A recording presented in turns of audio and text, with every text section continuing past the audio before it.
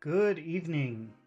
Tonight we are going to be reading through chapter 19 of Dracula by Bram Stoker. But we're not just going to be reading the words, we're going to be stopping and talking about interesting vocabulary words as we go, or interesting phrases. So, if you are learning English or if you're an advanced learner of English, this is a wonderful opportunity to expand your vocabulary or get a deeper meaning of the words that you already know or the phrases that we encounter as we go. And we're doing this live, so if you're watching this with me right now, then you are welcome to ask questions in the chat. What does this mean? What does that mean? Explain this. I don't understand this. That's the whole point of doing this video. So I really encourage you to ask questions. Now also, at the end of the chapter, we've been inviting a few people into the video via Discord. There's a link in the description. And we've been working on pronunciation, intonation, accentuation, while practicing some of the interesting words and phrases that we learned in the chapter. So, if you're interested in reducing your accent, if you're interested in improving your pronunciation, then you should definitely stay until the end, because for about an hour, which is a pretty long time for pronunciation practice, we work on that sort of thing. And even if you don't feel like talking now, usually I have two people who usually join me for this.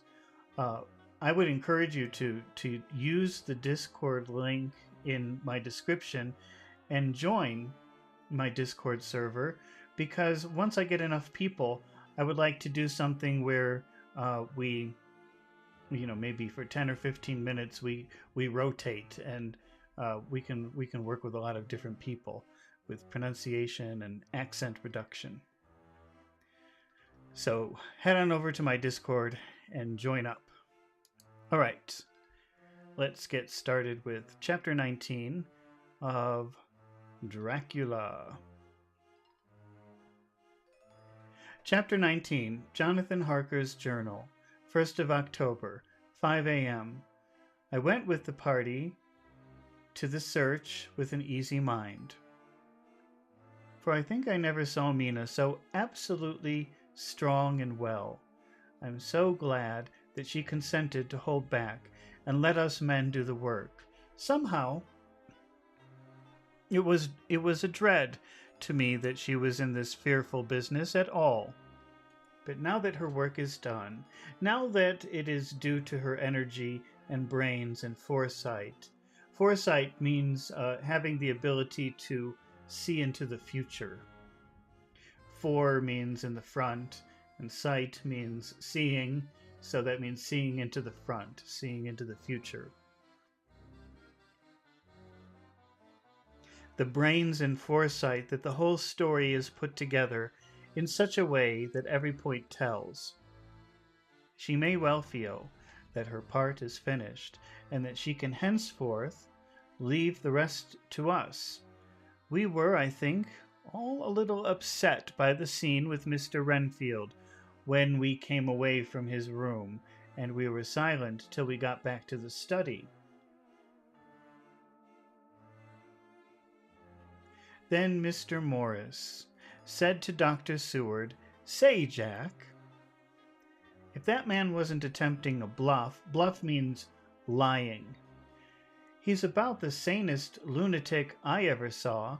I'm not sure, but I believe that he had some serious purpose. And if he had, it was pretty rough on him not to get a chance." Lord Godalming and I were silent, but Dr. Van Helsing added, "Friend John, you know more lunatics than I do, and I'm glad of it, for I fear that if it had been me to decide, I would, before the last hysterical outburst, have given him free. But we live and learn, and in our present task, we must take no chance. As my friend Quincy would say, all is best as they are." Dr. Seward seemed to answer them both in a dreamy kind of way. I don't know, but I don't know, but that I agree with you. If that man had been an ordinary lunatic, I would have taken my chance of trusting him, but he seems so mixed up with the Count. To be mixed up with someone means to be in a relationship with them, but it's a bad relationship. It's kind of an interesting phrasal verb. I'm just making a list of vocabulary words that we can practice later.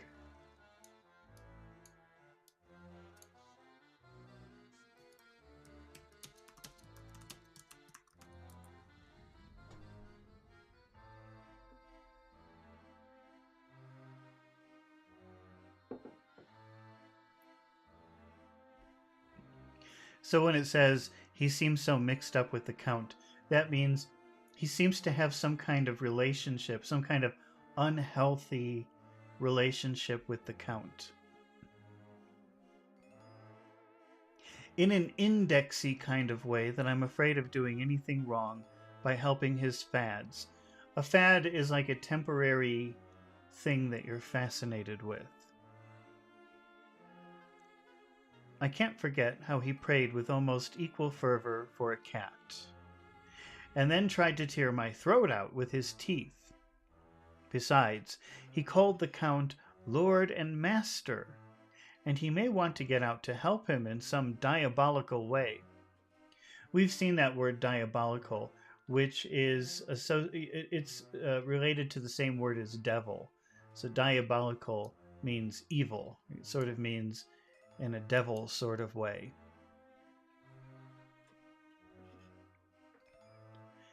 That horrid thing has the wolves and the rats and his kind to help him, so I suppose he isn't above trying to use a respectable lunatic. He certainly did seem earnest, though. I hope we've done what is best. These things, in conjunction with the wild work we have in hand, help to unnerve a man.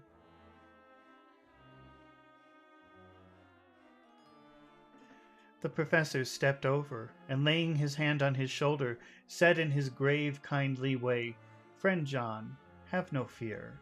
We're trying to do our duty in a very sad and terrible case. We can only do as we deem best. Deem means consider. We can only do as we consider best, deem best. What else have we to hope for, except the pity of the good God?" Lord Godalming had slipped away for a few minutes, but now he returned. He held up a little silver whistle as he remarked, "That old place may be full of rats. If so, I've got an antidote on call." An antidote is like a cure for something poison or something bad. So if there are rats in that old house, he has some cure for it, some way to stop them or make them go away.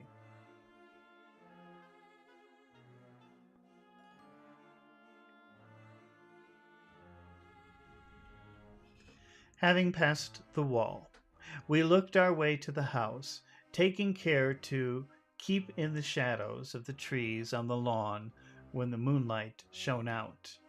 When we got to the porch, the professor opened his bag and took out a lot of things, which he laid on the step, sorting them into 4 little groups, evidently one for each, and then he spoke.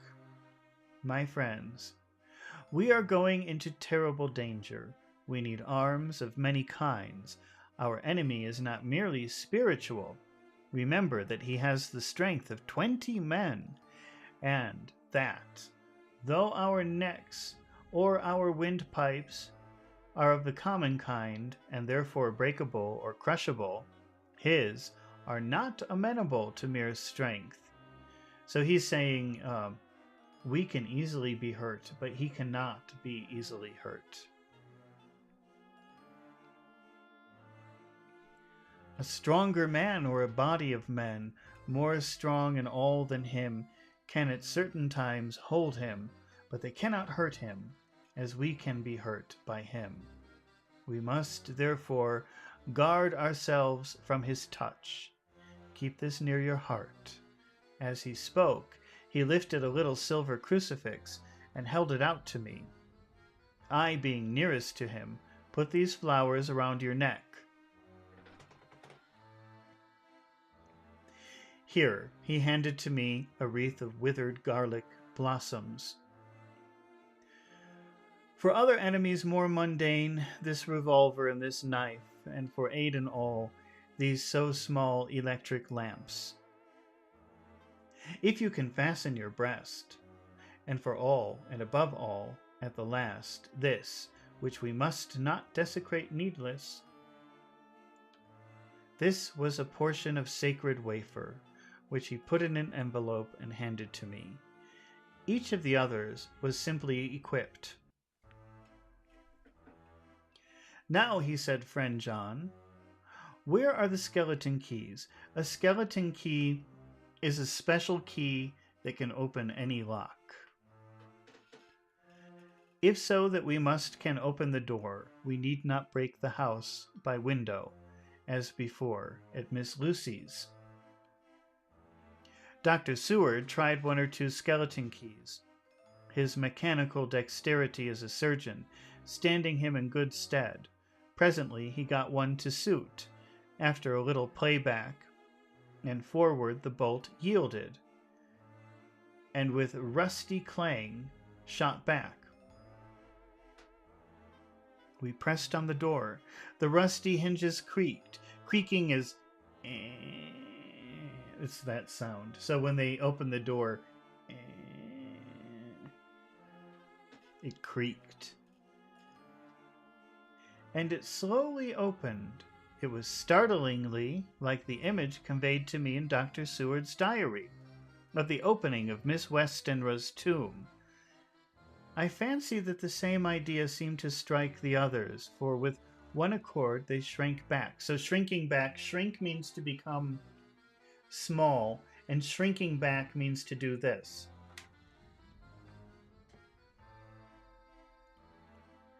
The professor was the first to move forward and stepped into the open room. In manus tuis Domini. So that would mean, that's Latin. That means, God, we're in your hands, he said, crossing himself as he passed over the threshold. We closed the door behind us, lest we should have lit our lamps. We should possibly attract attention from the road. The professor carefully tried to lock, lest we might not be able to open it from within, should we be in a hurry to make our exit. And then we all lit our lamps and proceeded on our search.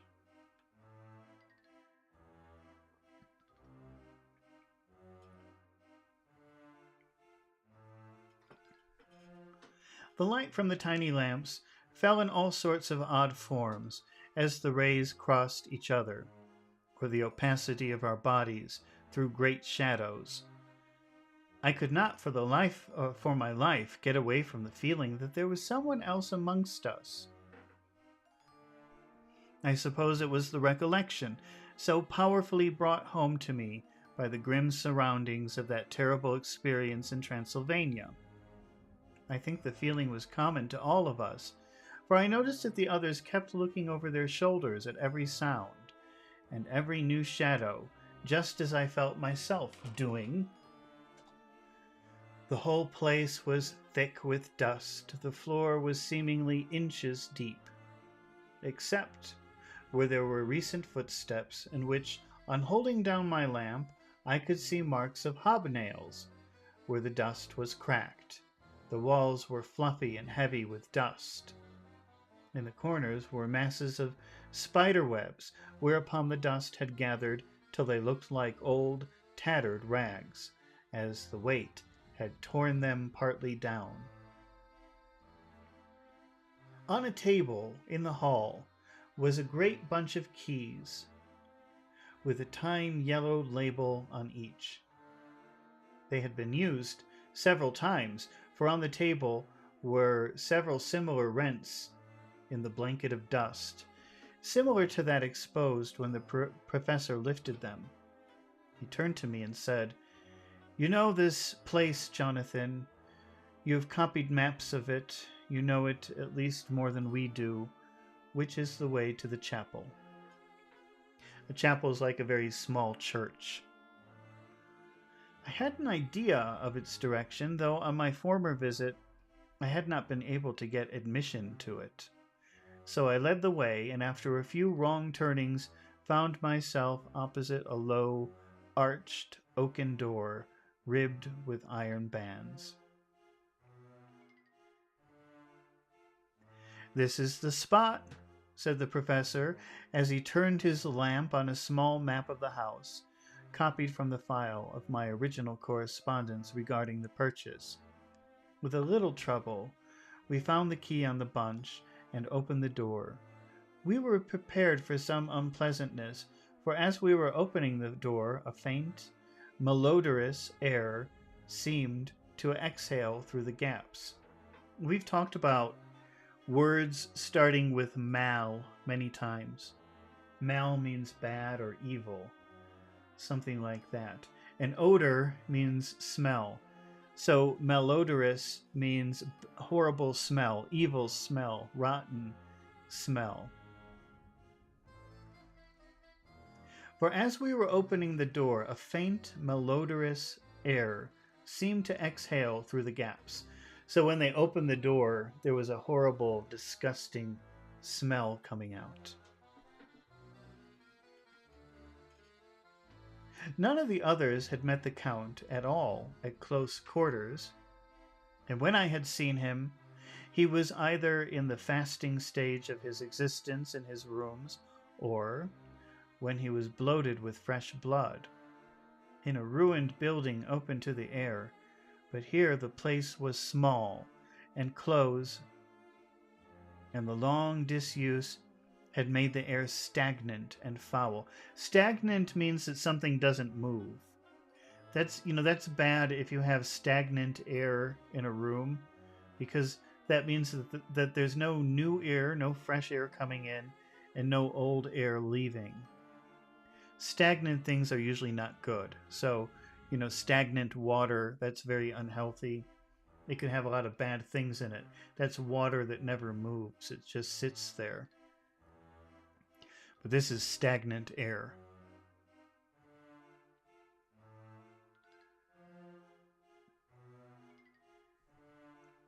And the word foul means really disgusting.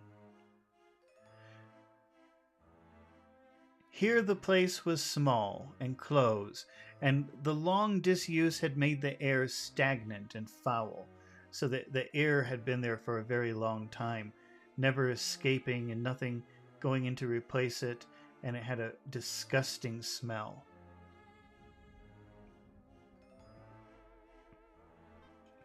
But as to the odor itself, how shall I describe it? It was not alone that it was composed of all the ills of mortality.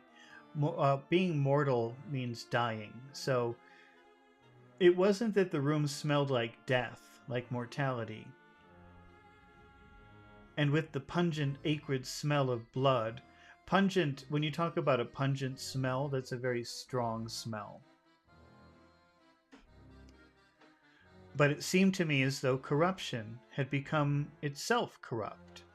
Pho! It sickens me to think of it. Every breath exhaled by that monster seemed to have clung to the place and intensified its loathsomeness.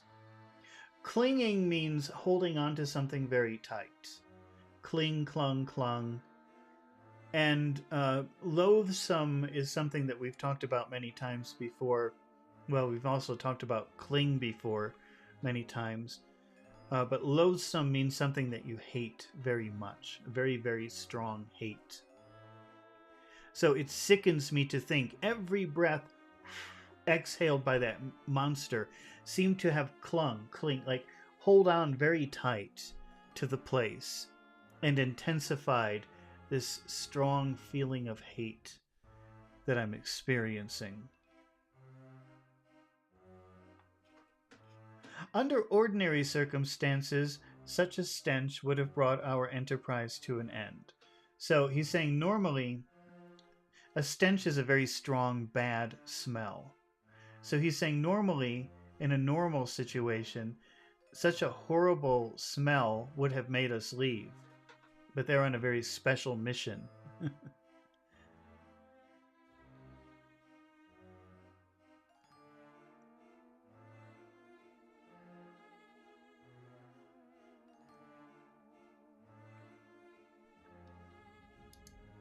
David Garcia says hello.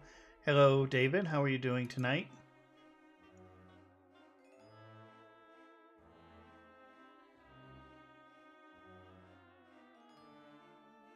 Under ordinary circumstances, such a stench, such a horrible smell would have brought our enterprise to an end. But this was no ordinary case. And the high and terrible purpose in which we were involved gave us a strength which rose above merely physical considerations. After the involuntary shrinking consequent on the first nauseous whiff. Nauseous is when, or nausea is when you feel like you're going to vomit. So, when you have that feeling in your stomach like you're about to vomit, that's nausea. I feel nausea, or I feel nauseous. And whiff, that's a smell. Whiffing is a little smell of something. So he's an involuntary shrinking consequent on the first nauseous whiff. So shrinking means making yourself small. So after the first smell that made us sick and made us go like, ugh. What happened? We one and all set about our work, as though that loathsome place were a garden of roses. So he's just saying, after the first time we smelled that horrible smell, which made us shrink. Imagine you walk into a room with a horrible smell. Maybe the first thing you do is say, "Oof," like that. And nauseous whiff. So a smell that makes you want to throw up. But after that, they went to work. We made an accurate examination of the place, the professor saying as we began, "The first thing is to see how many of the boxes are left. We must then examine every hole and corner and cranny and see if we cannot get some clue as to what has become of the rest." A glance was sufficient to show how many remained, for the great earth chests were bulky, and there was no mistaking them. There were only 29 left, out of the 50. Once I got a fright, for seeing Lord Godalming suddenly turn and look out of the vaulted door into the dark passage beyond. I looked too, and for an instant my heart stood still. Somewhere, looking out from the shadow, I seemed to see the high lights of the Count's evil face. The ridge of the nose, the red eyes, the red lips, the awful pallor. It was only for a moment, for as Lord Godalming said, I thought I saw a face, but it was only the shadows. And resumed his inquiry. I turned my lamp in the direction and stepped into the passage, and there was no sign of anyone. And as there were no corners, no doors, no aperture just means opening, of any kind, but only the solid walls of the passage. There could be no hiding place for him. I took it that fear had helped imagination and said nothing. A few minutes later, I saw Morris step suddenly back from a corner which he was examining. We all followed his movements with our eyes, for undoubtedly some nervousness was growing on us, and we saw a whole mass of phosphorescence Okay, well, let's... phosphorescence, that would be like a glowing cloud or glowing... Let's see. I think it would help to look at a picture of this. Phosphorescence.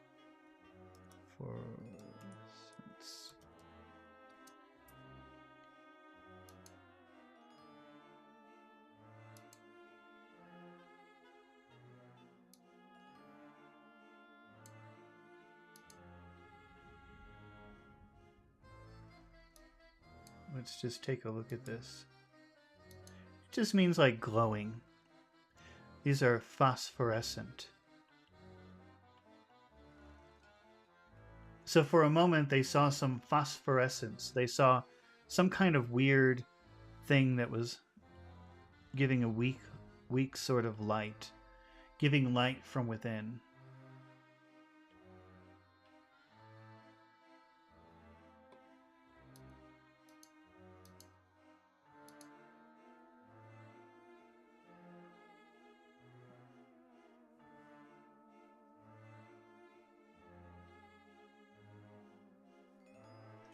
We saw a whole mass of phosphorescence with twinkled lights. Twinkling is when a light grows from it goes from weak to strong, sort of flashing, going big and then small, big and then small. That's twinkling. Which twinkled like stars. We all instinctively drew back. Drawing back means moving back. The whole place was becoming alive with rats. For a moment or two, we stood appalled. Appalled means really shocked. All save Lord Godalming, who was seemingly prepared for such an emergency, rushing over to the great iron-bound oak door, which Dr. Seward had described from the outside, and which I had seen myself. He turned the key in the lock and drew the huge bolts and swung the door open, and then taking his little silver whistle from his pocket, blew a low, shrill call. It was answered from behind Dr. Seward's house by the yelping of dogs. Yelping dogs, that would be like, oh, oh, oh. So it's not like barking, ruff, ruff, ruff. Yelping is a higher sound, like, oh, oh.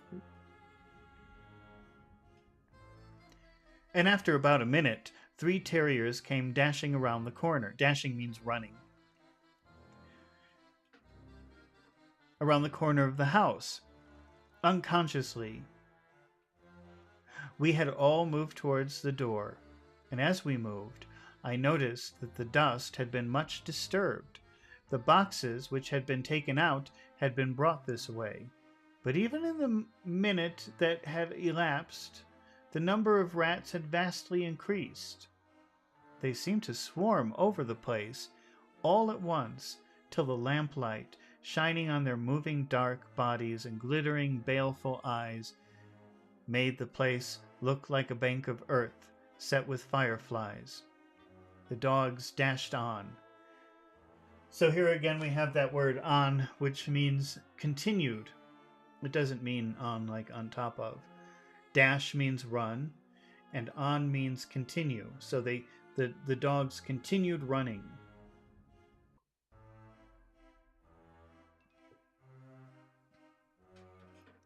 But at the threshold, suddenly stopped and snarled. Snarling is this kind of facial expression. If you ever see a dog who is angry and the sides of their mouth go up, not the sound. The sound is growling, but the facial expression is snarling.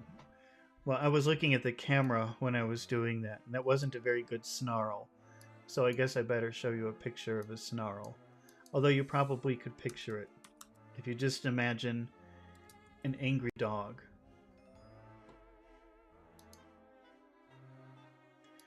Yeah. I didn't even put dog, I just put the word snarl, and you can see what a snarl is.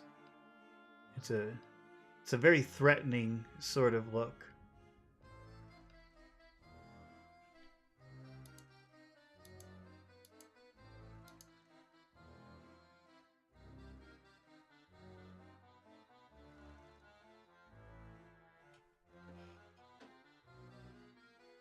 The dogs dashed on, but at the threshold suddenly stopped and snarled, and then, simultaneously lifting their noses, began to howl in the most lugubrious fashion, howling, "Ow!" The rats were multiplying in thousands, and we moved out. Lord Godalming lifted one of the dogs and carried him in, placed him on the floor, and the instant his feet touched the ground he seemed to recover his courage and rushed at his natural enemies. They fled before him so fast that before he had shaken the life out of a score, the other dogs, who had by now been lifted in the same manner, had but small prey ere the whole mass had vanished. With their going, it seemed as if some evil presence had departed, for the dogs frisked about and barked merrily as they made sudden darts at their prostrate foes. Foe means enemy. And turned them over and tossed them in the air with vicious shakes. We all seemed to find our spirits rise. Whether it was the purifying of the deadly atmosphere by the opening of the chapel door, or the relief which we experienced by finding ourselves in the open, I know not, but most certainly the shadow of dread seemed to slip from us like a robe, and the occasion of our coming lost something of its grim significance, though we did not slacken a whit in our resolution. We closed the outer door and barred and locked it, and bringing the dogs with us, began our search of the house. We found nothing throughout except dust in extraordinary proportions, and all untouched, save for my own footsteps when I made my first visit.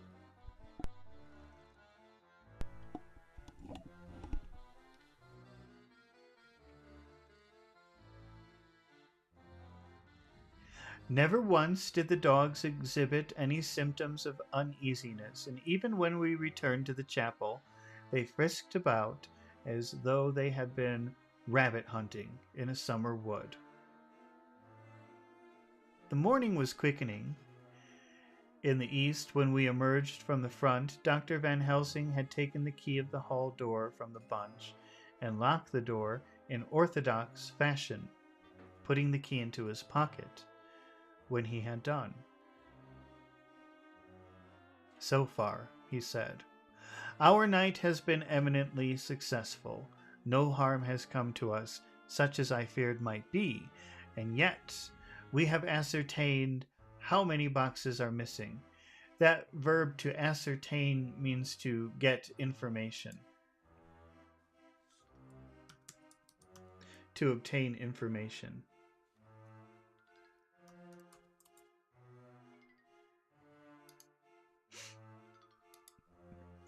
So we got the information of how many boxes are missing. More than all do I rejoice that this, our first and perhaps our most difficult and dangerous step, has been accomplished, without the bringing thereinto our most sweet Madam Mina, or troubling her waking or sleeping thoughts with sights and sounds and smells of horror, which she might never forget. One lesson, too, we have learned. Oh, Pachu's here. Hello, Pachu. Good morning.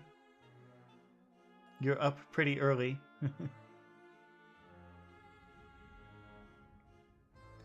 One lesson, too, we have learned, if it be allowable to argue a particulari, that the brute beasts which are to the Count's command are yet themselves not amenable to his spiritual power. For look, these rats that would come to his call, just as from his castle top he summoned the wolves to your going, to that poor mother's cry, though they came to him, they run pell-mell from the so little dogs of my friend Arthur. We have other matters before us, other dangers, other fears, and that monster. He has not used his power over the brute world for the only or the last time tonight. So be it that he has gone elsewhere. Good. It has given us an opportunity to cry check in some ways in this chess game, which we play for the stake of human souls. And now let us go home. The dawn is close at hand, and we must have reason to be content with our first night's work. It may be ordained that we have many nights and days to follow, if full of peril. Peril means danger.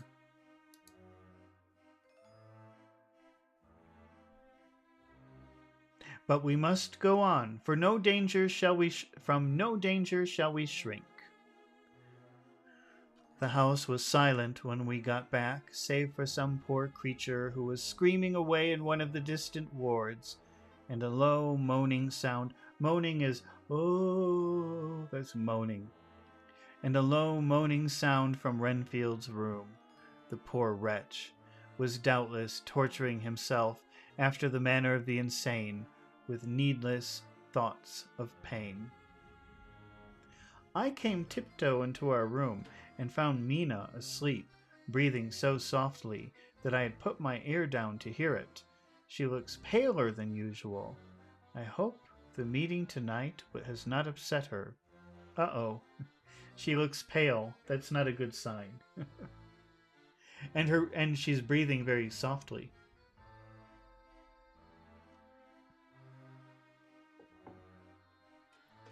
I'm truly thankful she's to be left out of our future work, and even of our deliberations. To deliberate is to talk over like a strategy. That's my definition. Let's check ChatGPT's definition.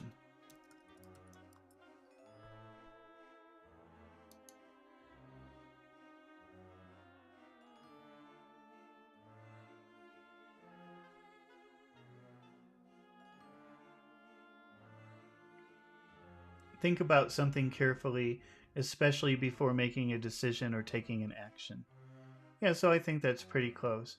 You discuss something to find the best way to move forward.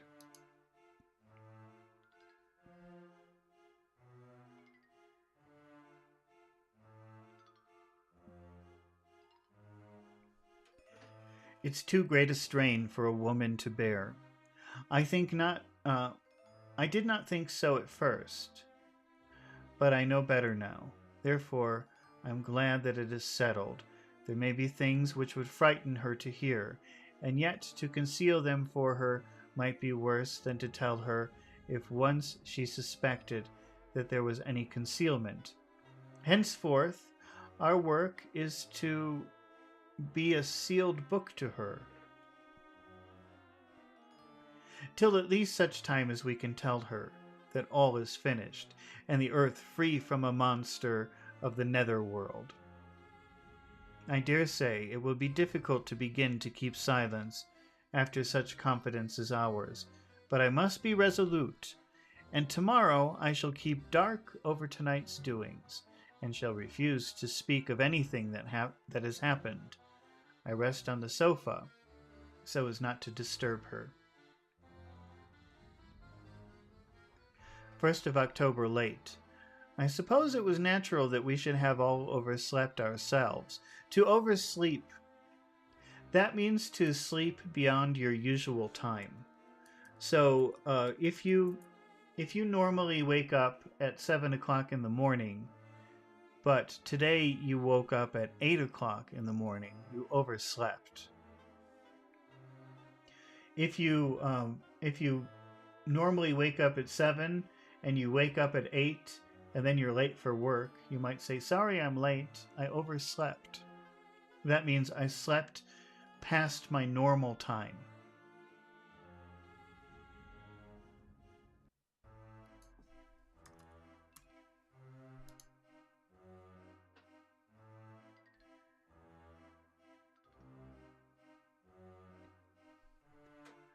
I suppose it was natural that we should have all overslept ourselves, for the day was a busy one, and the night had no rest at all. Even Mina must have felt its exhaustion, for though I slept till the sun was high, I was awake before her, and had to call 2 or 3 times before she awoke. Indeed, she was so sound asleep that for a few seconds she did not recognize me, but looked at me with a sort of blank terror, as one looks who has been waked out of a bad dream. She complained a little of being tired, and I let her rest till later in the day.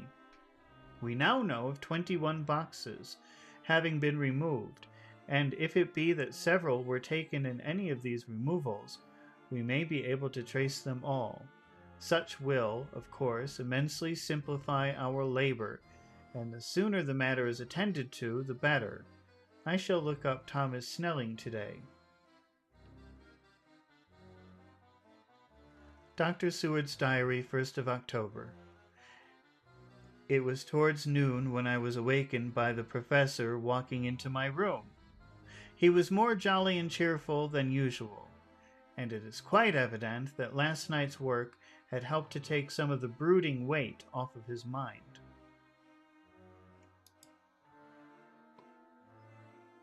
After going over the adventure of the night, he suddenly said, "Your patient interests me much. May it be that with you I visit him this morning? Or if that you are too occupied, I can go alone, if it may be. It is a new experience to me to find a lunatic who talked philosophy and reasoned so sound." I had some work to do, which pressed, so I told him that if he would go alone, I would be glad, and then I should not have to keep him waiting. So I called an attendant and gave him the necessary instructions. Before the professor left the room, I cautioned him against getting any false impression from my patient. "But," he answered, "I want him to talk of himself and his delusion. As to consuming live things, he said to Madam Mina, as I see in your diary of yesterday, that he had once had such a belief. Why do you smile, friend John?" "Excuse me," I said, "but the answer is here." I laid my hand on the typewritten matter.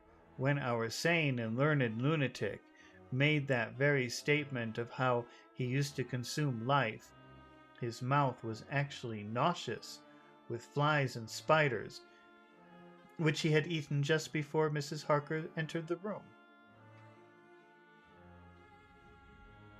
Van Helsing smiled and turned. "Good," he said. "Your memory is true, friend John. I should have remembered, and yet it is the very obliquity of thought and memory which makes mental disease such a fascinating study. Perhaps I gain more knowledge out of the folly of this madman than I shall from the teaching of the most wise. Who knows?"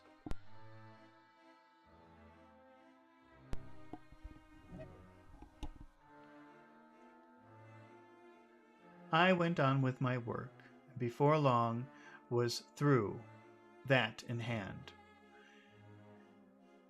It seemed to me that the time had been very short indeed, but there was Van Helsing back in the study. "Do I interrupt?" he asked politely as he stood at the door. "Not at all," I answered. "Come in. My work is finished and I'm free. I can go with you now, if you like." "It is needless. I've seen him." "Well?" "I fear that he does not appraise me at much. Our interview was short. When I entered his room, he was sitting on a stool in the center, with his elbows on his knees, and his face was the picture of sullen discontent. I spoke to him as cheerfully as I could, and with such a measure of respect as I could assume. He made no reply whatever. 'Don't you know me?' I asked. His answer was not reassuring. 'I know you well enough. You're the old fool Van Helsing.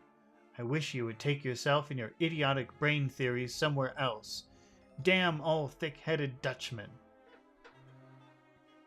Not a word would he say, but sat in his implacable sullenness, as indifferent to me as though I had been in the room, as though I had not been in the room at all.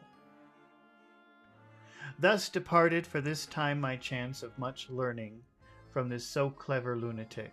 So I shall go, if I may, and cheer myself with a few happy words with that sweet soul, Madam Mina. Friend John, it does rejoice me unspeakable that she is no more to be pained, no more to be worried with our terrible things, though we shall much miss her help. It is better so. I agree with you with all my heart, I answered earnestly, for I did not want him to weaken in this matter. Mr. Harker is better out of it. Things are quite bad enough for us, all men of the world, and who have been in many tight places in our time, but it's no place for a woman, and if she had remained in touch with the affair, it would in time infallibly have wrecked her. So Van Helsing had gone to confer with Mrs. Harker and Harker. Quincy and Art are all out following up the clues as to the earth boxes. I shall finish my round of work, and we shall meet tonight. Mina Harker's journal. 1st of October. It's strange to me to be kept in the dark as I am today. To be kept in the dark means that people are not sharing information with you. People are being secretive around you and not giving you information. So she's complaining that they're not telling her what's happening.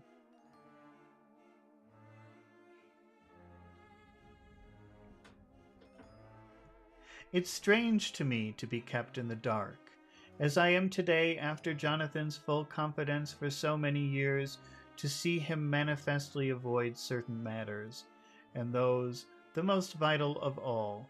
This morning I slept late after the fatigues of yesterday, and though Jonathan was too late, he was the earlier. He spoke to me before he went out, never more sweetly or tenderly, but he never mentioned a word of what had happened in the visit to the Count's house, and yet he must have known how terribly anxious I was. Poor dear fellow! I suppose it must have distressed him even more than it did me. They all agreed that it was best that I should not be drawn further into this awful work, and I acquiesced. To acquiesce means to give your power to someone else, to give up your power to someone else. So how do they use that word here? Let's read it again. Except I've lost my place. This morning I slept late after the fatigues of yesterday. Fatigue means tired. So the fatigues of yesterday would be all the things that from yesterday that made me so tired.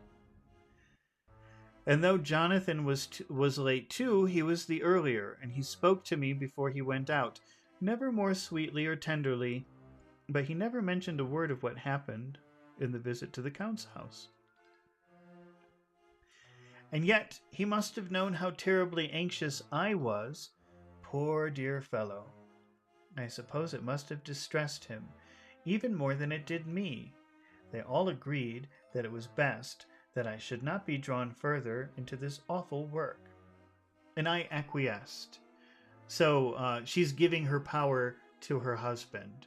You know, he's saying, I don't want you to worry about this. And she says, okay. That's acquiescing.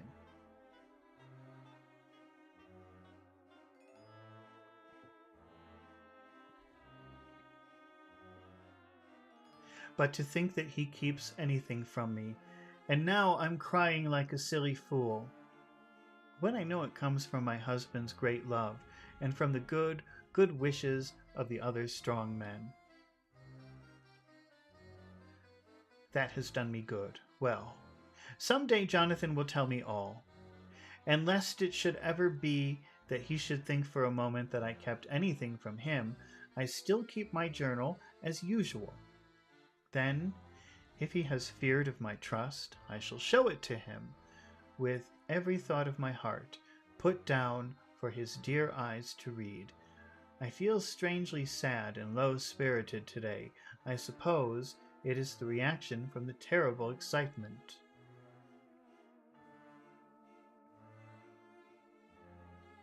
Last night I went to bed when the men had gone, simply because they told me to. I didn't feel sleepy. I did feel full of devouring anxiety. Devour means when something is eaten very quickly. So if she has devouring anxiety, the anxiety is like stress. So the stress ate her very quickly.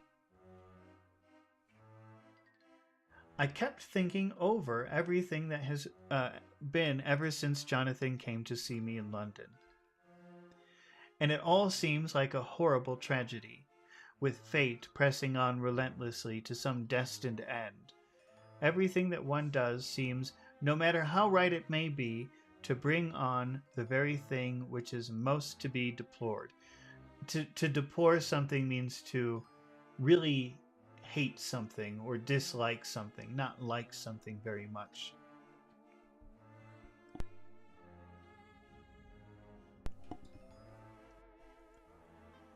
If I hadn't gone to Whitby, perhaps poor dear Lucy would be with us now. She had taken to visiting the church till I came, and if she hadn't come there in that day, in the daytime with me, she wouldn't have walked in her sleep. And if she hadn't gone there at night and to sleep, that monster couldn't have destroyed her as he did. Oh, why did I ever go to Whitby? There now, crying again. I wonder what has come over me today. I must hide it from Jonathan, for if he knew that I had been crying twice in the morning, I, who never cried on my own account, and whom he has never caused to shed a tear, the dear fellow would fret. Fretting is worrying, would fret his heart out. So he would worry until his heart stopped working.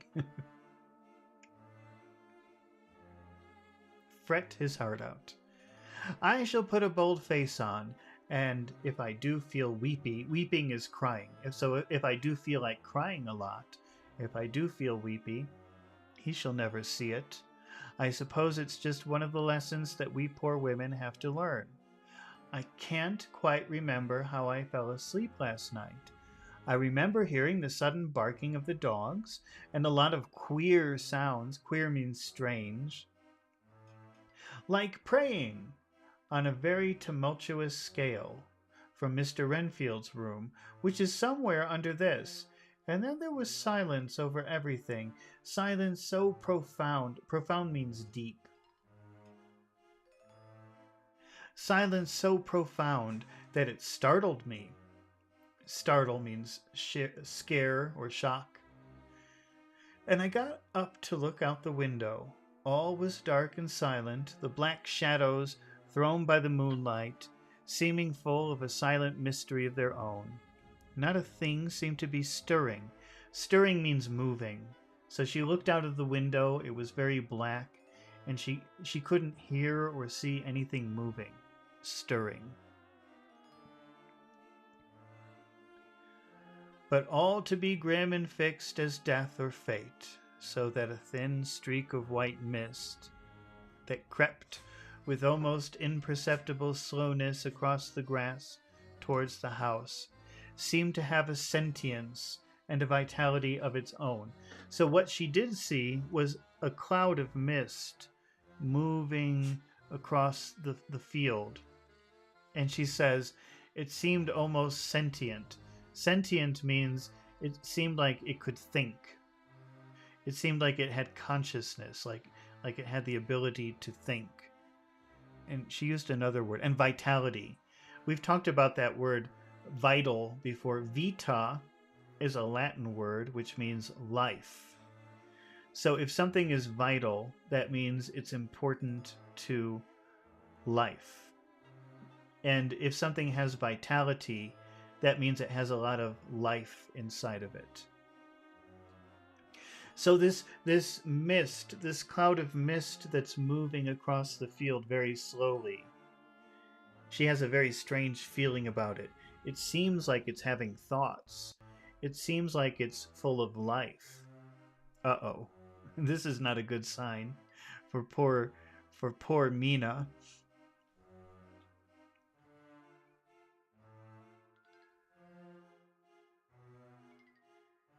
I think that the digression of my thoughts. Digression means like being distracted, going off in a different direction. So she was thinking about something when she opened the window, but then her thoughts moved in a completely different direction to a different place.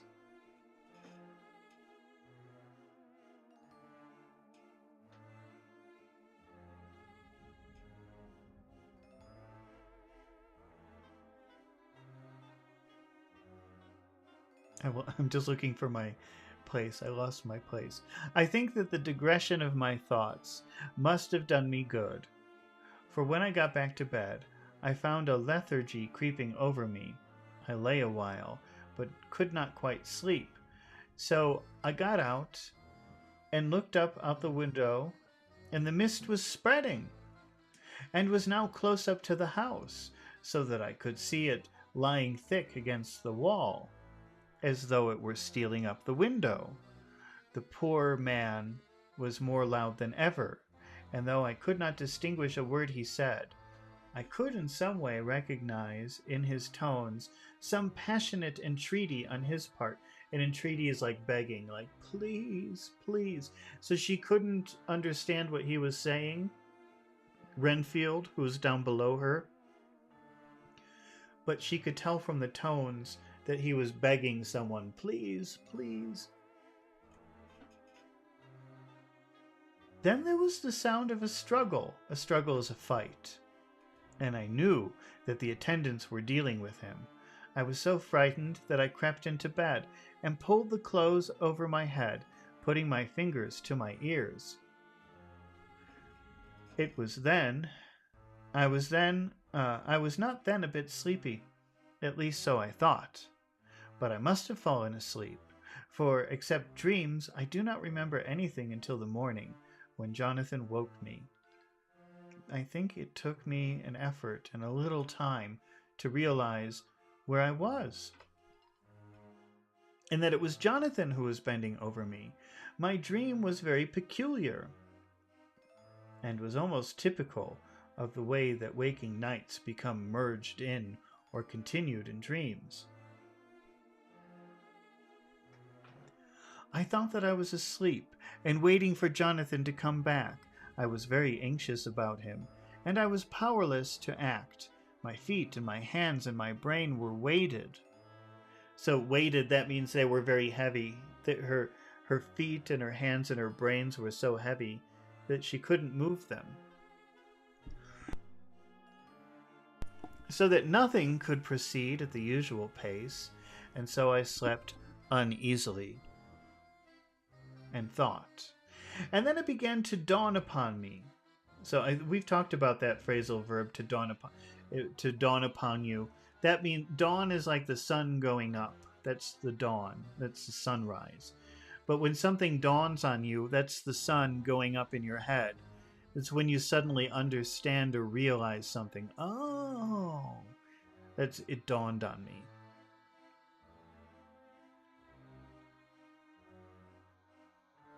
Where was that?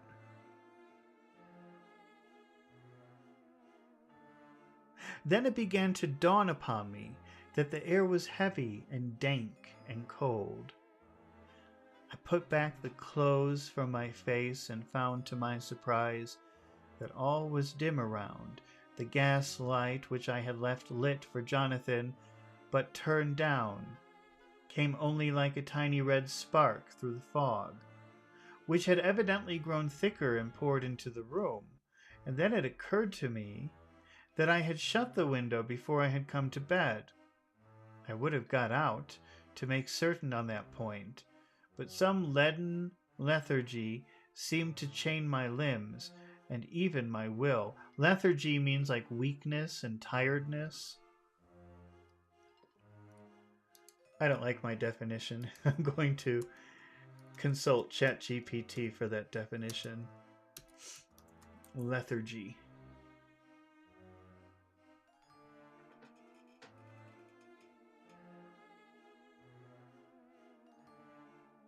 Feeling tired, having no energy. I think that's what I said, right?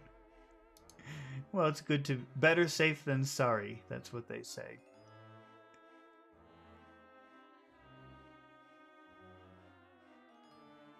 Then it occurred to me that I had shut the window before I had come to bed. I would have got out to make certain on that point, but some leaden lethargy. Lead is a type of heavy metal.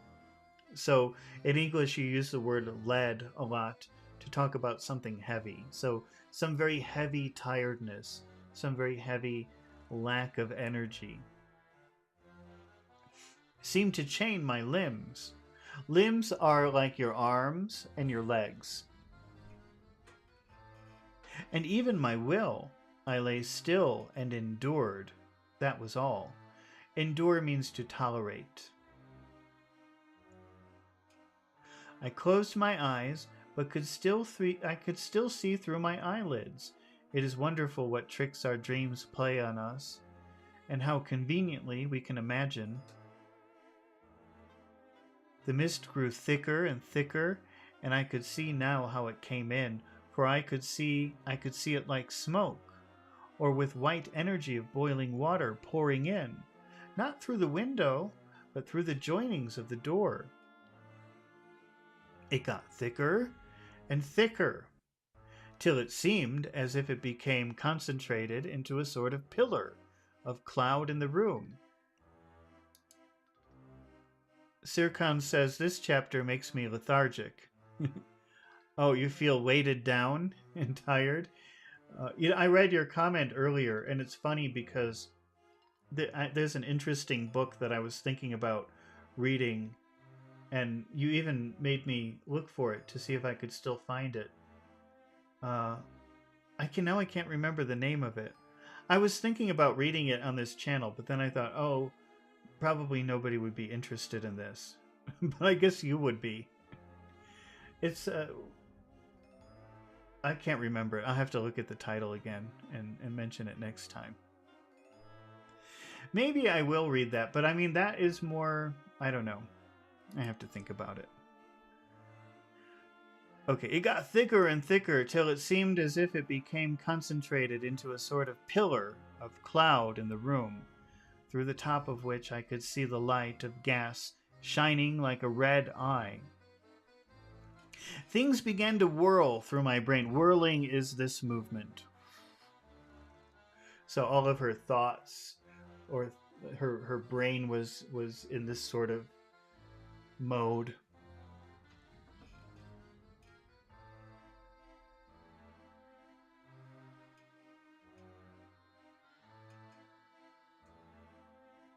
Things began to whirl through my brain just as a cloudy column was now whirling in the room, and through it all came the scriptural words.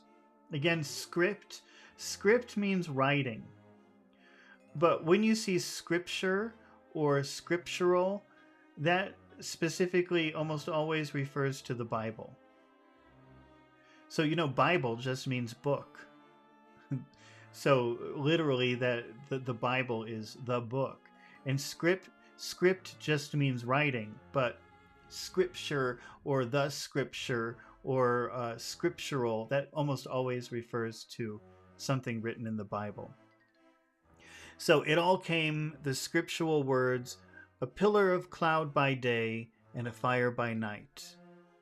Was it indeed such spiritual guidance that was coming to me in my sleep? But the pillar was composed of both day and the night guiding, for the fire was in the red eye, which, at the thought, got a new fascination for me, till as I looked, the fire divided and seemed to shine on me through the fog, like two red eyes, such as Lucy told me of in her momentary mental wandering, when on the cliff, The dying sunlight stroked the windows of St. Mary's Church. Suddenly the horror burst upon me that it was thus that Jonathan had seen those awful women growing into reality through the whirling mist in the moonlight. And in my dream, I must have fainted, for all became black darkness.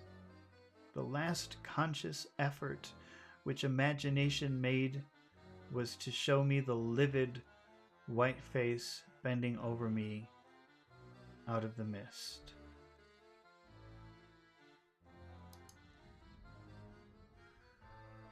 Pachu says, Bible, the book. Okay, well, Bible is a word that means book, and I think it's both Greek and Latin. I think maybe it comes originally from Greek, but then they also borrowed that word into Latin, and then all the other languages borrow that word from Latin also. But script is a Latin word for writing. So scripture means something that's written. But that almost always refers to things taken from the Bible, information taken from the Bible.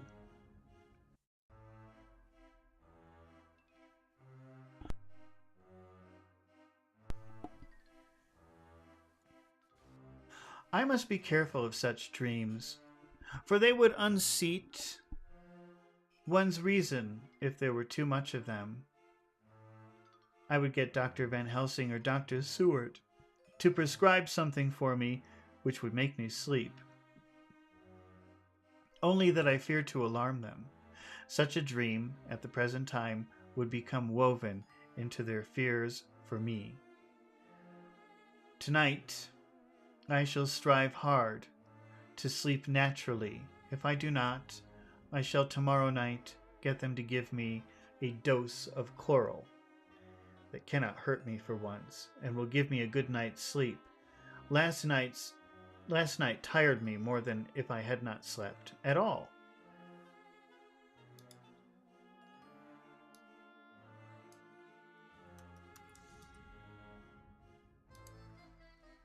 Pachi is asking about the word woven.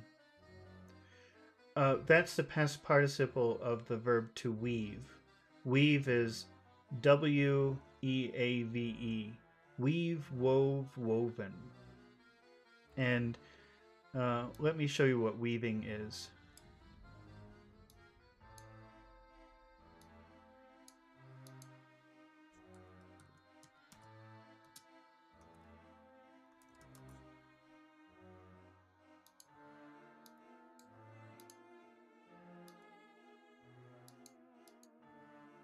Whoops.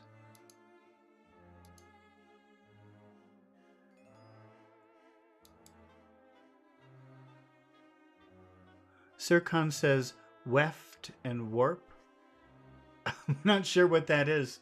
I know warp, but I don't know what weft is. This is weaving.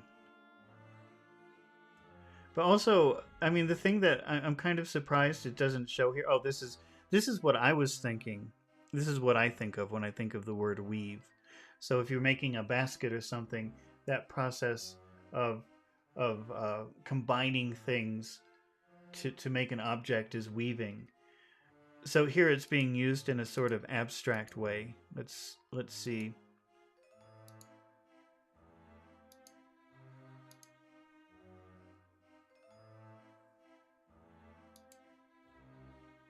Cross weaving, basket weaving. Yeah, basket weaving. But here it's being used. Where was that? I think that was on the other page, wasn't it? I fear to tell them. So she's afraid to tell them about her bad dreams. She doesn't want to worry them because they're already under enough pressure to try to do something. She doesn't want to make it worse for them. I fear to alarm them. Such a dream at the present time would become woven into their fears for me. So the other day they were saying, okay, Mina, from now on we are going to manage this situation. We don't want you involved. We want you to be okay. So they already have these these worries about her, and she's afraid if she starts telling them about her bad dreams, that will be introduced, that will be woven into all the worries that they already have for her. Sircon says in textile, horizontal line weft and vertical line warp. Wow. Weft coming from weave. I have memorized it in that way. How do you know about weaving? How do you know so many details about weaving, Sircon? That's very impressive. I've never heard that before in my life.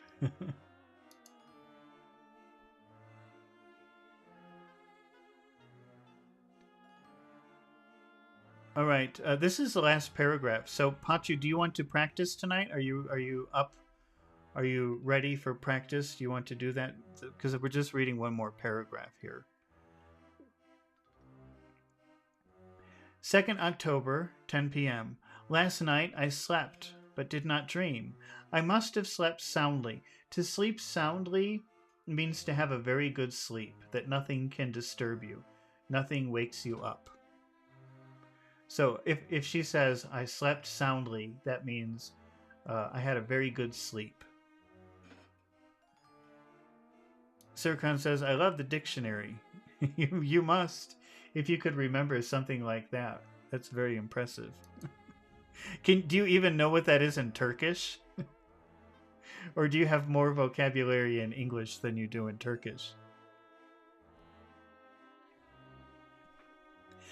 Last night I slept, but did not dream. I must have slept soundly, for I was not waked by Jonathan coming to bed. But the sleep has not refreshed me. For today, I feel horribly weak and spiritless. I spent all yesterday trying to read, or lying down dozing. So remember, dozing is when you're not trying to go to sleep, but you fall asleep anyway. So that's like this. That's dozing.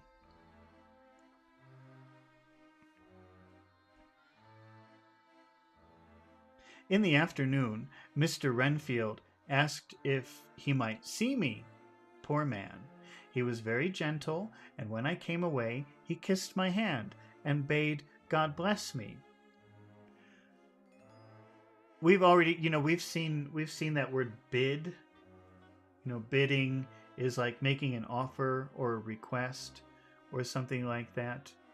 And here we have bade, which is the past tense. Bid, bade, bidden. So he offered, or he made the request that God should bless her. Some say it affected me much. I'm crying when I think of him. This is a new weakness, of which I must be careful. Jonathan would be miserable if he knew I had been crying. He and the others were out till dinner time, and they all came in tired. I did what I could to brighten them up, and I suppose that the effort did me good, for I forgot how tired I was. After dinner, they sent me to bed, and all went off to smoke together, as they said. But I knew that they wanted to tell each other of what had occurred to each during the day. I could see from Jonathan's manner that he had something important to communicate. I was not so sleepy as I should have been, so before they went, I asked Dr. Stewart to give me a little opiate of some kind, as I had not slept well the night before, and he very kindly made me up a sleeping draught, which he gave to me, telling me it would do me no harm, as it was very mild. I've taken it, and am waiting for sleep, which still keeps aloof. Aloof means like far away or distant.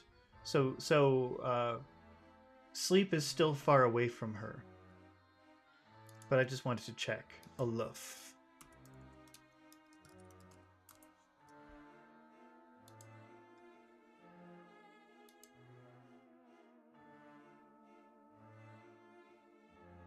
Distant, reserved, uninvolved. So far away. not coming close to her. I hope I have not done wrong, for as sleep begins to flirt with me, a new fear comes, that I may have been foolish in thus depriving myself of the power of waking. I might want it. Here comes sleep. Good night. Okay, well, that was a pretty short chapter. All right, so Pachu says that yes, he would like to practice. All right, so what we're going to do now is I'm going to bring Pachu in through Discord, and if anybody else wants to practice, you're welcome to join us. There's a link in the description. We can do 2 at a time, and tonight we only have 1, so we can include another person if anybody else would like to join. And what we're going to do for the next hour is practice a couple of the vocabulary words that we learned in chapter 19. But the focus will be on pronunciation, accentuation, and intonation. So this will help with listening comprehension of conversational English, but it will also help to reduce the accent. So again, you're welcome to come and join us if you want to practice. And so what I'm going to do now is just take a 1-minute break, and then when I return, we'll bring Pachu in, and we will practice for about an hour. So I will be right back.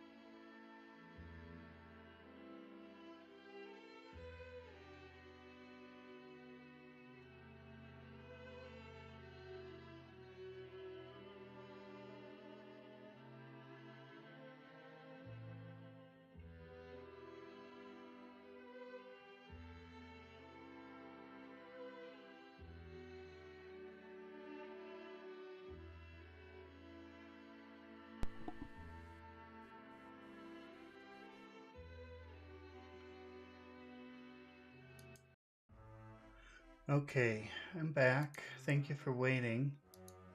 Uh, I'm taking more than a minute because I'm just preparing the document with the vocabulary words and the definitions so we don't have to play around with that once we get started. Now, let me just turn off my music here. Where is it? Okay, here we go. Okay, we're turning off the music.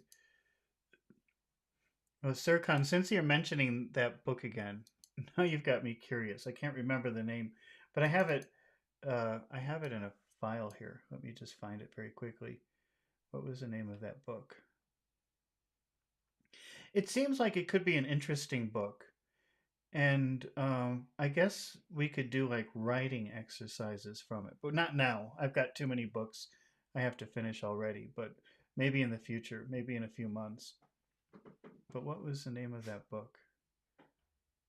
I was just looking at it this morning, thinking, should I do it one of these days? Where is it? Of course, now I can't find it. It's just it's.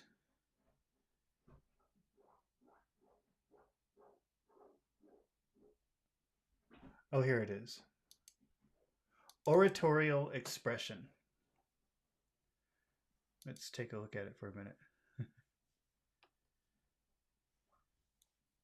Sorry, I have a thing for old books. I just wanted to see what year. So this was Cornell University Library, 1891. So it's just interesting because it goes into details about the best way to express ideas, and then it gives examples from history. But so I think it might be fun to take some of the concepts and try to write sentences or ideas following the information provided. So maybe one of these days, not right now though. I've got some. I'm already in the middle of 3 books. And those are just the ones on the camera, not the ones I'm reading off camera. Okay, so let's get this open.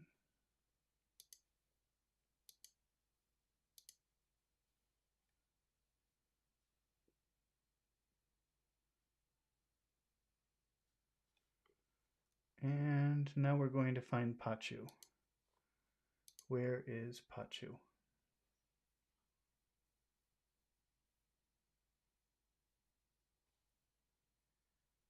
All right. Whoops. Hello. Sir, How are you doing today? I'm doing great. Great. Okay, that's good. that's all right. Let's get started with this. Pachu, Yes, can you see the words on the screen that we have? yes, sir. And what is the first word that you see? Strive, Okay. Now, do you think it's strive or strive? strive. Strive.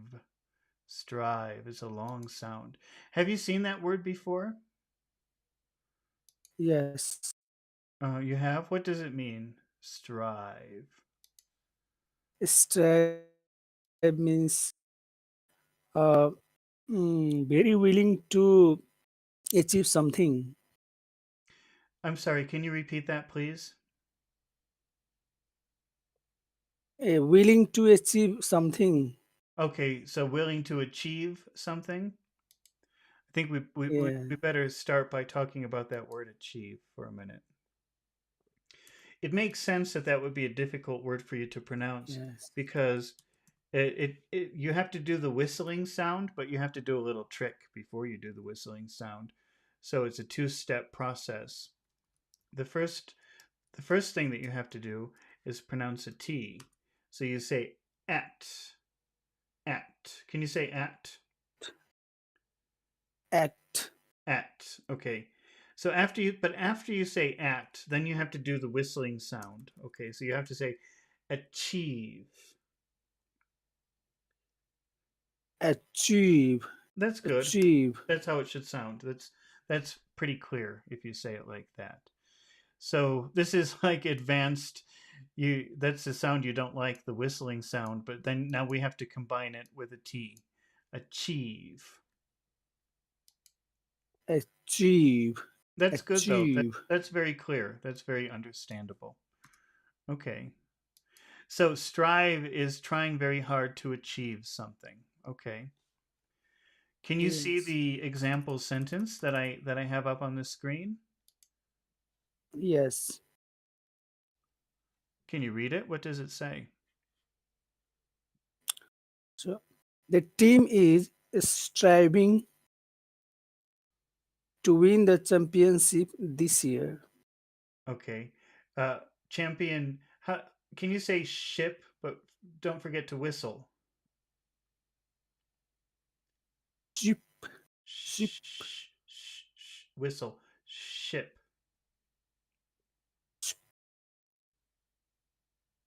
Try again. ship, Say ship. ship. Championship.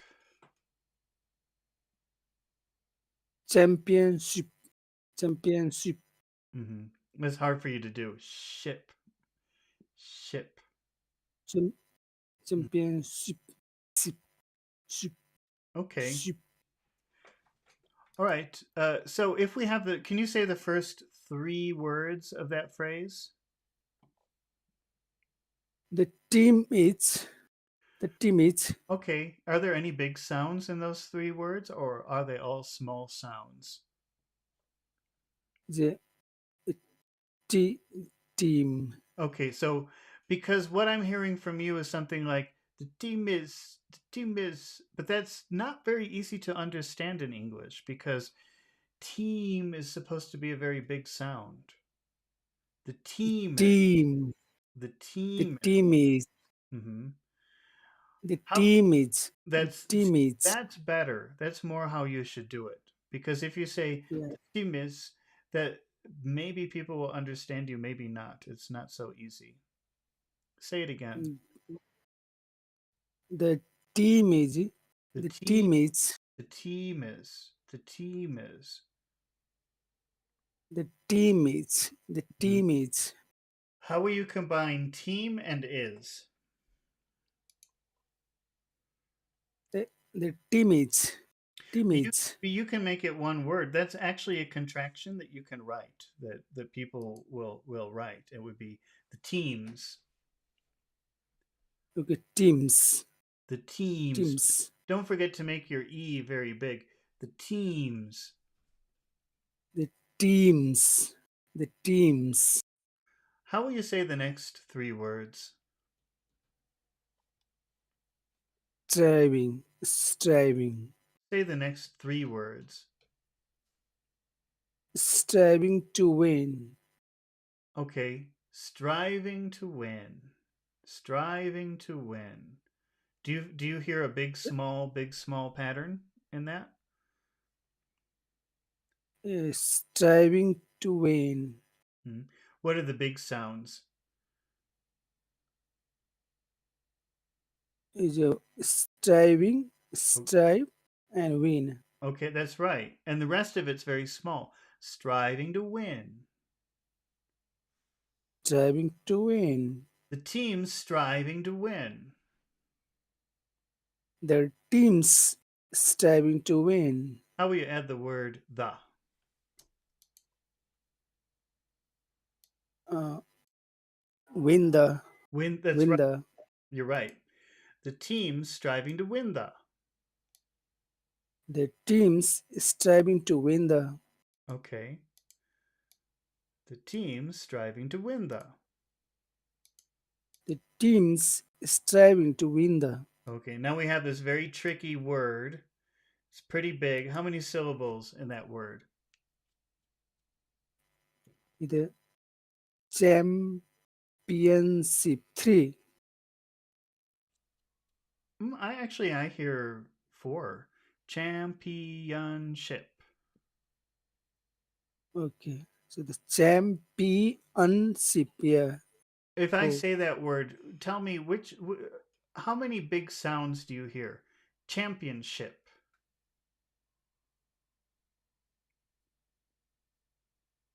Championship. Uh, The champions. Okay. Championship. Yes. Championship. Any other big sounds or just champ? The champion. So Champion. so it's championship. Is that what I said? Did I say championship or did I say championship? Ship is also Yeah, ship. champ Ship. So championship. yeah, Ship. champion, cham and ship. Cham and ship. Championship. Uh-huh. Yes. Whoops. What happened? Oh, can you say that word? Championship. The championship. Okay, don't forget to whistle. Championship. Okay. Championship. Championship. Championship. The team striving to win the championship this. Can you say that? The team is striving to win the championship. The teams striving to win the championship. Okay, is it teams or teams? The teams. Mhm. Teams. Teams striving to win the championship. The teams striving to win the championship. Okay, now you're saying champion, but it's not. It's championship. Championship. Championship. Championship. Championship. Okay, the team striving to win the championship. The teams striving to win championship. Win, Championship. win the championship. Win the championship.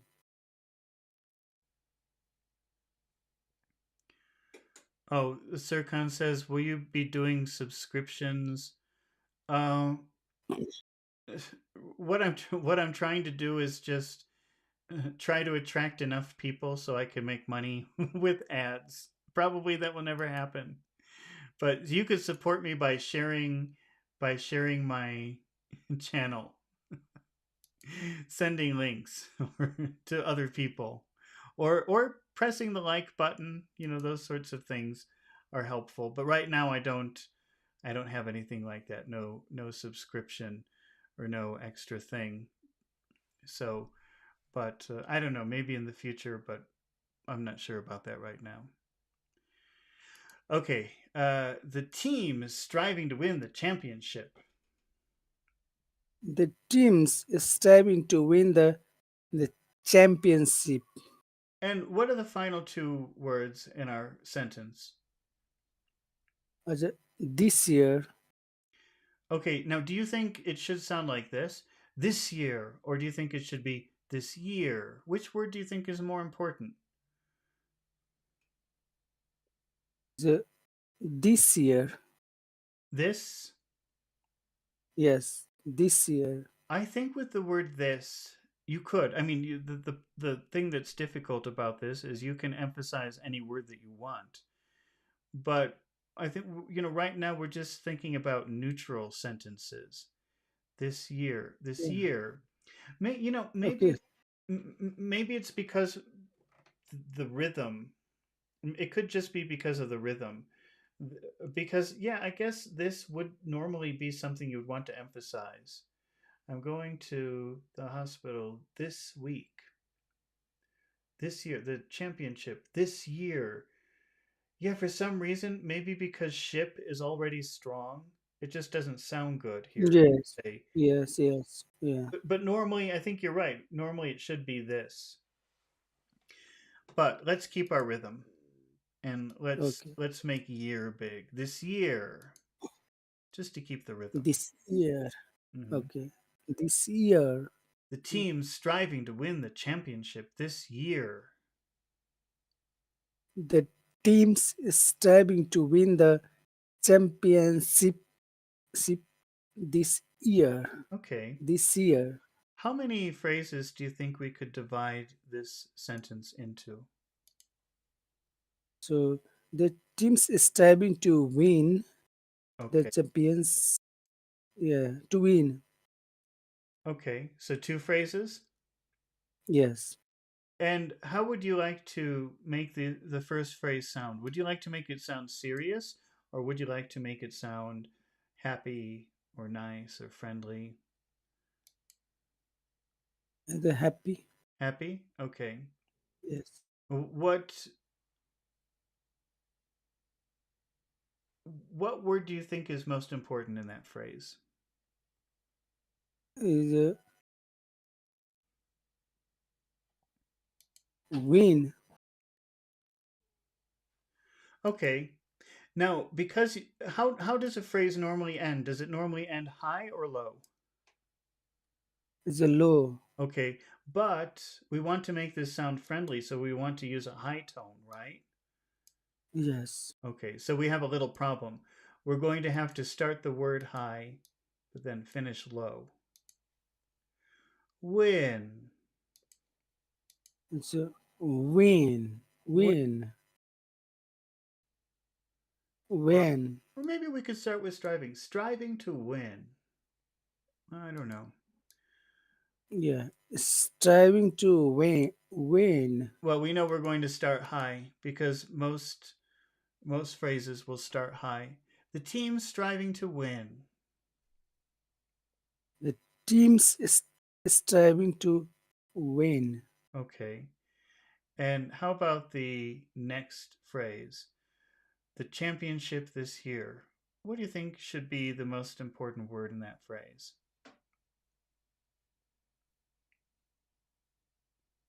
Year Okay, year.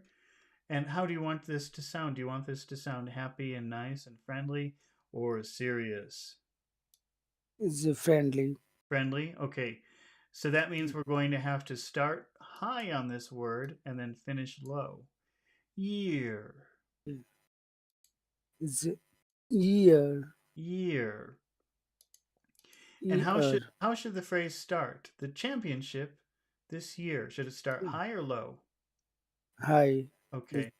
The championship this year. the championship this year. The teams striving to win the championship this year. The teams striving to win the championship this year. Okay, Year. is Year. it win or is it win? Is win. Win. So Win. it's kind of the opposite of what you're doing. Yes. Is Win. win. Win. Win. Win. Win. The team Win. striving to win the championship this year. The teams striving to win the championship this year. Okay. Pachu, can you make a what the team striving to win this year question? So, what did the team? What what is the team is striving to win this year? Okay. Can you repeat that, please? What is the team is striving to win this Oh, year? okay. And what do you think would be the most important word in that phrase? Is what? Okay. What? How do you think what is the would sound together? So, what is the what Okay, is or the but you know the verb to be, especially in the s form, is it just could become an s at the end of a word. So you could say what's the okay? What's the Hmm. what's the And his team, is that a big word? Team? yes? What's the team? What's the team? What's the What's team the striving to win this year? what's the team striving to win this year? Okay, what is the answer? The teams striving to win the championship this year Okay, is it win or win? is a win. Win. A win Win. Is it ship or ship? is a ship ship Ship. ship. Ship. Hmm. The team striving to win the championship this year. The teams striving to win the championship this year. Okay. All right. So let's move on to the next word, which is ascertain. Have you ever seen that word before? Ascertain. Yes. That's a pretty advanced word. That's a pretty fancy word, but I mean, it's used. It's used, but probably in regular conversation, you would say find out or get or something like that, depending on the situation. Um, Okay. but ascertain means like discover the answer to something, to get the answer to something. Yes. Can you read the example sentence? What does it say?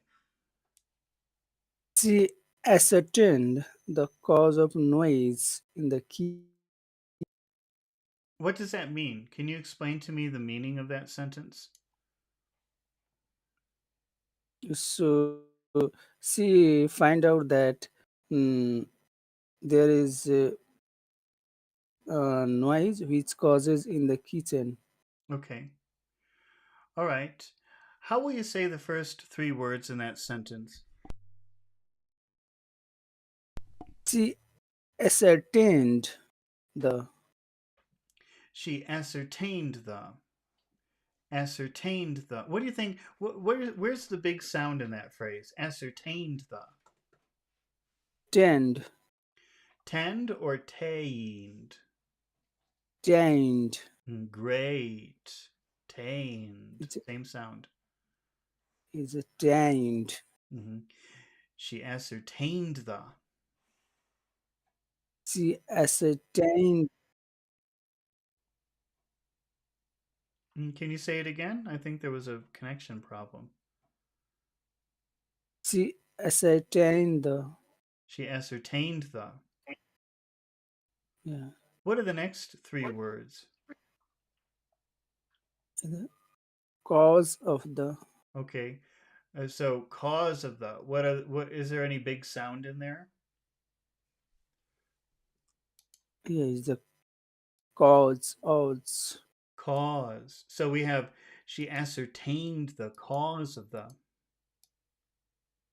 She ascertained tained the cause of the. She ascertained the cause of the. She ascertained the cause of What about the next three words? the noise in the kitchen. Okay, just the next three words. What are the next three words?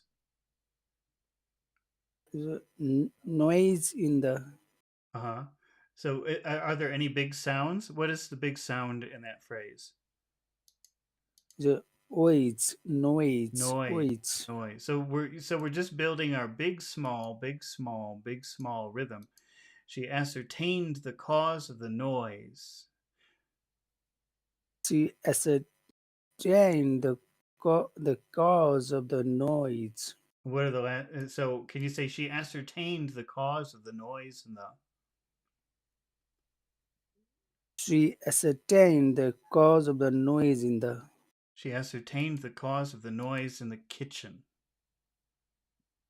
She ascertained the cause of the noise in the kitchen. Okay, and what is the big sounding kitchen? The kitchen. The key. Kitchen, Kitchen. kitchen, kitchen. Kitchen. Kitchen. Kitchen. Is it kitchen or kitchen? Which one is correct? The kitchen. The kitchen, The right? So it's ki. It's kitch, yeah. kitch, Kit. kitchen. Kit. The kitchen. Yes. Okay, I think it's just ki. She ascertained the She ascertained the cause of the noise in the kitchen. She ascertained the cause of the noise in the kitchen. Okay, now how many phrases do you think you could break that sentence into? So she ascertained the cause of noise. She ascertained is the first. Okay, so she ascertained. Yeah. What else? And the cause of noise in the kitchen. So two. Yes. Okay. I think if you're just going to divide it into two, I think it would make a little bit more sense to um, to put she ascertained and then the cause of the noise together because you're Okay. connecting the Yes. object with the verb. Yes. Okay, Yes. Okay. so let's do it like that. Let's say she ascertained the cause of the noise. And how do you want this to sound? Do you want this to sound serious or nice and friendly? The serious Serious? Okay. What is the most important word in your phrase? is a noise. Noise. All right. So should that be noise or noise? How should it sound? High or low? Is a low Low. noise. Okay. Noise. Noise. Noise. Noise. Noise. But how Noise. should the phrase begin? Is a high Uh, high tone. okay. All right. So now we have she ascertained the cause of the noise. She ascertained the cause of the noise. Hmm. She ascertained the cause of the noise. She ascertained the cause of the noise. Okay, and what is the most important word in the next phrase? In the sorry, the kitchen. Kitchen. Okay, kitchen. And how do you want that to sound? Do you want that to sound serious or friendly and nice and happy? The serious. Serious. Okay. So we'll make it blue. We'll make it low. Okay. But how should the phrase Yes. start? Yeah, the kitchen. Well, Kitchen. oh, I think we could make the high part in the kitchen. Okay. In the kitchen. In the kitchen. In In the the kitchen. kitchen. In the kitchen. In the kitchen. She ascertained the cause of the noise in the kitchen. She ascertained the cause of noise in the kitchen. In the kitchen. In the kitchen. Okay. Can you make a where she ascertained cause of noise question? How would you do that? Where did she ascertain the cause of the noise? Okay. Where did she ascertain the cause of the noise?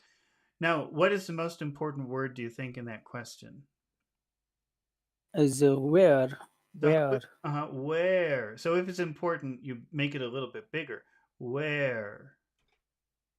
where, And how will you where, combine where plus did she? where did Where did she, where did she? Where did she? where did she, Yeah, so then you have where did, big, small. Where did she? where did she Where did she ascertain? Where did she ascertain The cause of the noise. the cause of the noise? Where did she ascertain the cause of the noise? Where did she ascertain the cause of the And noise? what is the answer? She ascertained the cause of the noise in in the kitchen. Okay, that's right. All right. Now let's take a look at our final word for today. Have you ever seen this Yes, word before? Oversleep. yes. What does that mean? The uh, sleep more than required. Okay, or yes, sleep more than your normal time. What Yeah. time do you normally wake up in the morning? Uh, Sometimes four, sometimes five. Oh, so Yeah. you're a morning person. Yes. Yes. Okay. Well, so if you normally wake up at 5 o'clock, what will you say if you Yes. what would happen if you accidentally wake up at 7? What would you say? Oh. So I said I overslept Mm, today. yeah, I overslept. I overslept. That means I slept past my normal time. Okay. Can you read the example sentence that we have up on the screen? So they overslept because they stayed up too late watching TV. Okay, how do you say great? How do you pronounce that? Pronounce the word great. Is it great? Two sounds. Great. E, Yeah. e. A So how do you say they? They, they. two sounds. Because I just hear you say the, but I don't hear the e Yes. part. They overslept. Okay. So they Mm, overslept. okay, they overslept because they stayed up too late watching TV. They overslept because they stayed up late watching TV. How will you say the first three words of that sentence together? Uh, they they overslept Oh, because okay. Now, do you think the word they is important in our idea or in that phrase? They overslept because. Do you think they yes, is that the most important yeah, word? They. yes, I don't. Usually pronouns are not the most important word. It could be. You could make any word important in your sentence, but usually it's not pronouns unless there's some special meaning. If you say they overslept, that means not him, not her, not us, they. Right? So that has yes, like that carries a very special meaning if you do that. yes. Do you hear that? They overslept. Okay, they overslept. That's probably not what you want. Let's do a neutral sentence. Let's focus on overslept. Yeah. Okay. Yes. Where's the Yes. big sound? Where's the big sound in that word? Overslept. Over. Over, over, oh, oh, Oh. the big sound. Oh. Yeah. Uh they overslept because are there any other big sounds in that phrase? They overslept because They slept because is it because or because? cause part. Okay, so it's really this sound that's big. All right. So we're Yeah. just building our big, small, big, small, big, small rhythm. They overslept because. They overslept because How will you read the next three words? they stayed up Which word do you think is most important in they stayed up? So stayed up, Mhm. stayed. Stayed. Okay. And that keeps our big small big small big small rhythm that we want. Okay. So they Yes. overslept because they stayed up. They overslept because they stayed up. Okay. And what about the next two words? Too late. Is too too late. Too Which late. which word do you suppose should be big in that? Is late. Is Late. there a difference between saying they stayed up late and they stayed up too late? Is there any difference between those two? Yes. Is too is more focused. Yeah, so if you put the word too, that sort of changes the idea, right? So that's I think that's more important than the word late, don't you think? Yes. Okay, but also this helps us to keep our big small big small big small rhythm. They overslept Yeah. because they stayed up too late. Okay. They overslept because they stayed up too late. Okay. And then what are the final two words? Yeah. Watching TV Okay. Are there any big sounds in that phrase? Watching TV. is watch and TV. Okay. So in with watching, we'll make the first part big. Watching TV, Watching right? And how about TV? What is the big sound in there? TV. the T. Is it T? When you have letters, when you're saying letters, it doesn't matter how many. Like USA, Yeah. CEO, TV. U, It's the the final letter T. that gets the focus. Okay, so B. Hmm. Okay, E. How will E. you Yes. say England is UK? How will you pronounce that? The England. Okay, but say UK. Do the letters. The UK. Okay, but it's not UK. It's the opposite. It's UK because you always put the emphasis on the final letter. Okay, okay, okay. So UK. UK. What about how would you say European Union? So European Union. Do the letters. EU. How will you say that? European Union. Say the letters though. EU. EU. Hmm. So it's UK, EU. EU. How would you do United Nations? United Nation. No, but say the letters. Don't say the word. Say the letters. Uni. UN. UN. UN. You always put the final letter. You put the emphasis. How about USA? Uh, USA. Yeah. Mhm. USA. So Okay, I got it. Yeah.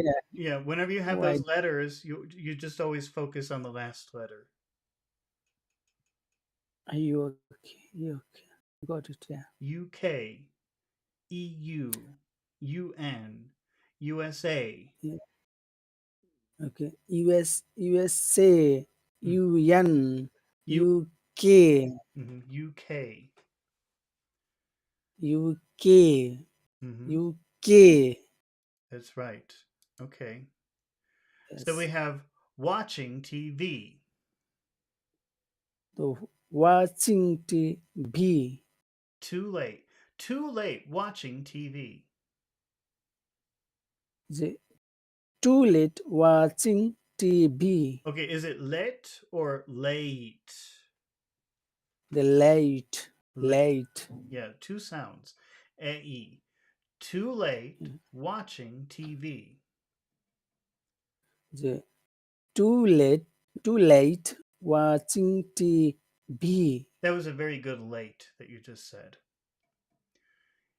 Stayed up too late watching TV.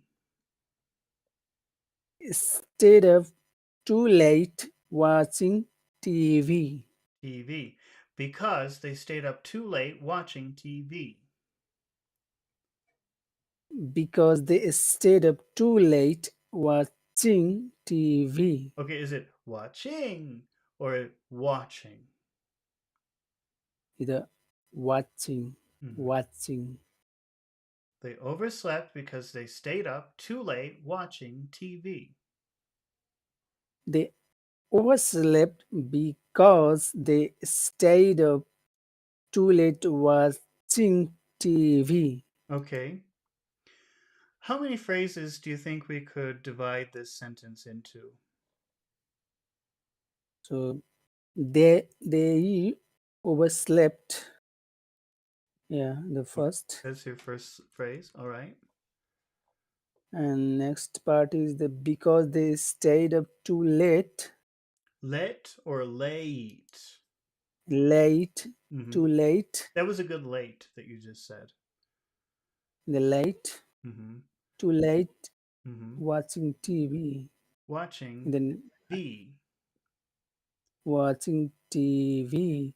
TV. TV. All right. Now, in our first phrase, they overslept. How would you like to sound? Would you like to sound serious or nice and friendly?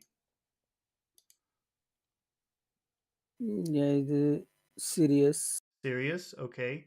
So we'll finish our phrase completely low. Overslept. But how will we start our phrase?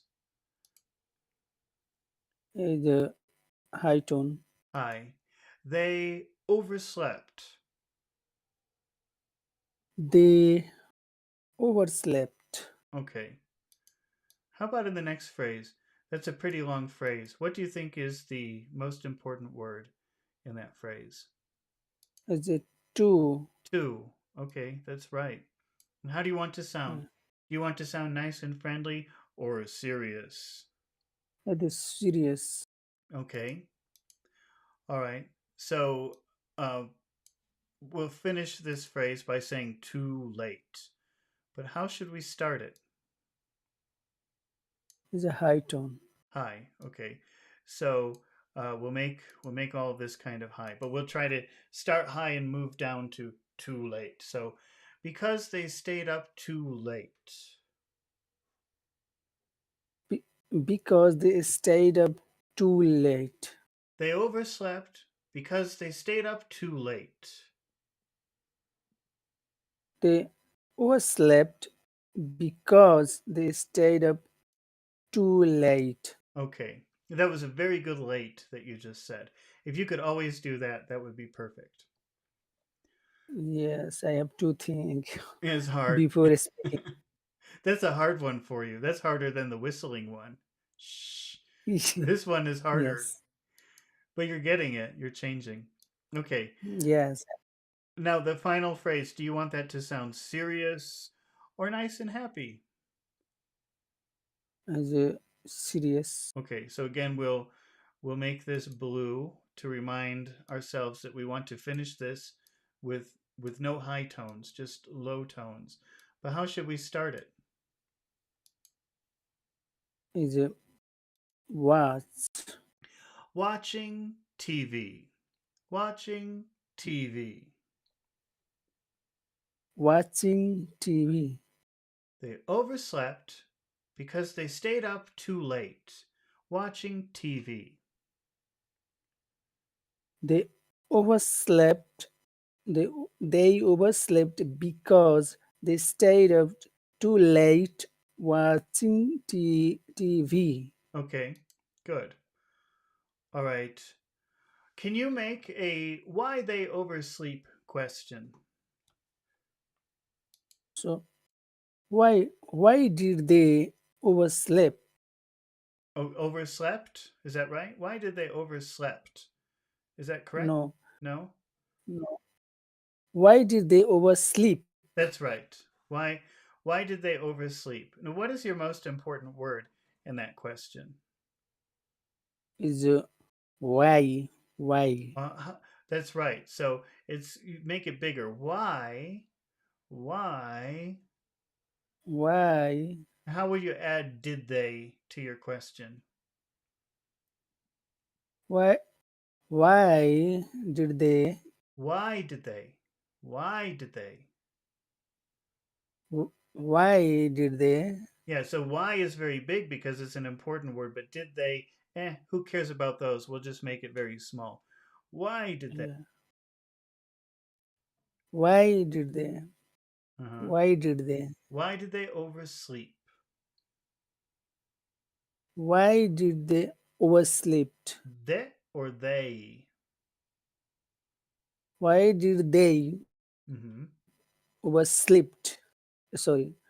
Why? Why did they oversleep? Why did they oversleep? Why did they oversleep? Okay. And what is your answer? They overslept because they stayed up too late watching TV. They overslept because they stayed up too late watching TV. Okay, wonderful. All right. I think that's where we'll finish today. Okay, Okay. yes, And yes. I'm not sure about tomorrow. I think probably tomorrow in what, like 10 hours? Maybe we'll do another one, but I have to see because my voice is getting a little bit tired. So Okay, no I'm problem. only 50% sure about tomorrow morning. Okay. Okay, I will check it. Okay, sir. Thank you. Okay. All right. Well, thank you everybody who stayed and watched. Thank you for your comments and questions. And if you want to join us the way that Pachu and I have practiced, you can click the link in the description and join my Discord server. And one time we can practice like this as well. And I'll see you later. Goodbye. Thank you. Bye bye. Bye bye.